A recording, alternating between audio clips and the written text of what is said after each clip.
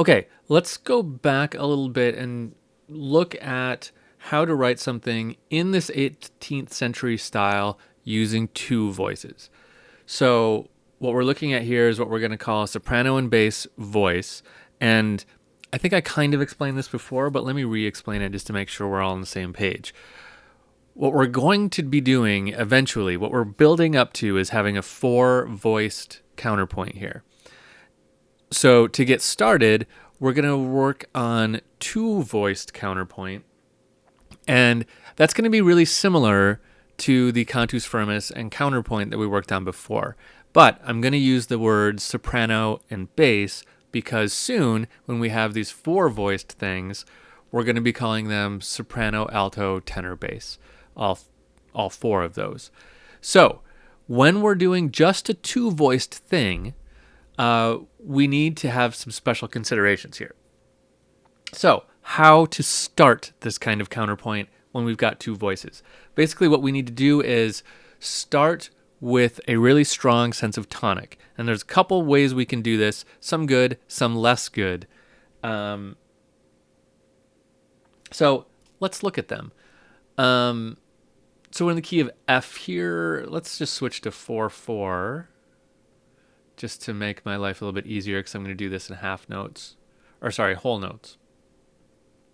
So we can start a counterpoint a lot of different ways. The easiest way is going to be to use the tonic scale degree in an octave. So that's going to be very clear that we're implying 1, right? Because we're going to start on a 1 chord, and if both voices are on 1, then it's pretty clear that we're on 1. We could also do something like this, where we have 1 in the top voice and the third in the lower voice. This would be a 1/6, meaning it's an inversion, right? Because the tonic is not in the bass voice. We have the third in the bass voice. And that's okay. It's still implying a 1, right? Because we have F and an A. So we have the first third of the tonic triad. It's not as strong to imply 1 this way. It can be done. It can have a tendency for this F to sound like it wants to resolve down to E. That would make a fifth between the A and the E. But as long as you move forward correctly and really emphasize this F, you're okay. It's not as good as just starting off on 1, but it can work.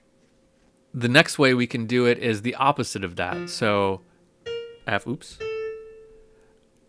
and A this way.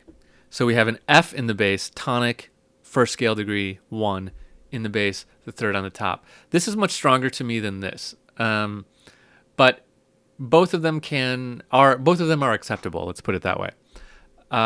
This really gives us a sense of tonic. It's also one of my favorite sounds. I think I've talked about this in another class, an earlier section of this theory class. But I love this sound. Check it out. Maybe not even that there. Just that. Just having a big F and then an A way above it. Just this big third.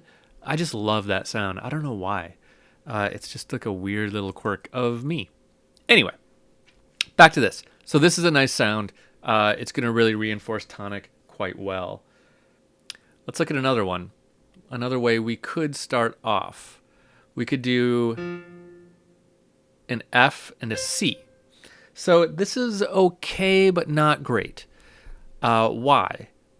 The reason is we don't have a third. So we have an F and a C. We have our tonic root note and then the fifth above it. All right. And if you remember, just having a fifth doesn't give us the quality of the chord. It doesn't give us really the flavor of the chord. So we're kind of stuck in this open fifth. It's acceptable, but it's not great. It really doesn't enforce tonic really well.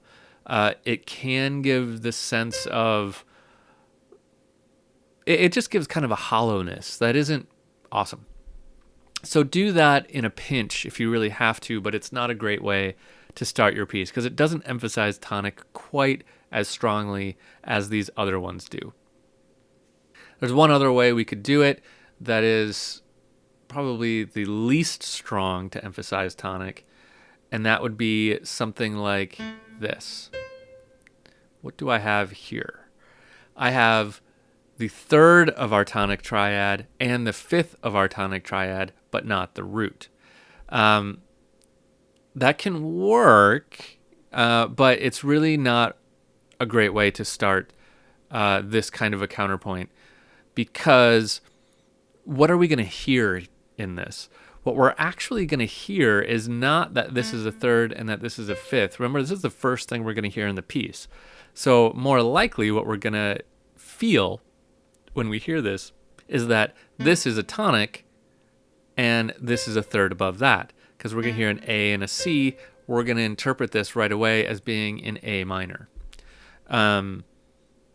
So that's not the best way to start off our piece if it's an F, right? Because all of a sudden we're going to feel like we're on the third scale degree, or everything's going to feel off.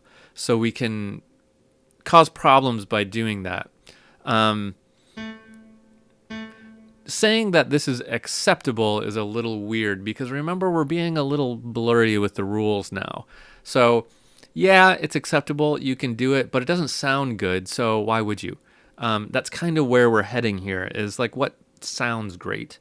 So I would not recommend that. If you want to just purely reinforce tonic, go with that. If you want to have a little more color in it, try this one or this one, but this one is less good than this one. If you want to be a little different with it, try this. But all of those are going to emphasize tonic. This one will emphasize tonic in a way, but is not the preferred way to start. Cool? Okay. So that's how we get started and come up with our first interval for this kind of a soprano bass 18th century 2-to-1 style counterpoint.